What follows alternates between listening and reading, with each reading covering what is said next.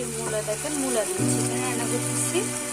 মূলা দিয়ে চিকেন রান্না করার সময় অবশ্যই আপনার একটু জালটা কম দিবেন, এতে করে আপনার খেতে ভালো লাগবে। জালটা বেশি দিলে আপনার মূলাটা আপনার আলাদা আলাদা লাগবে, মানে টেস্ট অন্যরকম বিচ্ছিরিজনক লাগে।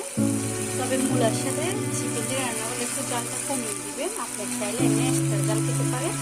তারপর আরেকটা সিক্রেট বিষয় হচ্ছে, আপনি অবশ্যই মূলা রান্না করার সময় চিকেনের সাথে মূলাটা দিয়ে দিবেন, এতে করে আবার। তবে আরেকটা বিষয় হচ্ছে, আপনি চাইলে মূলাটা বাপিয়ে দিতে পারেন, তাও খেতে স্বাদ ভালো আসবে।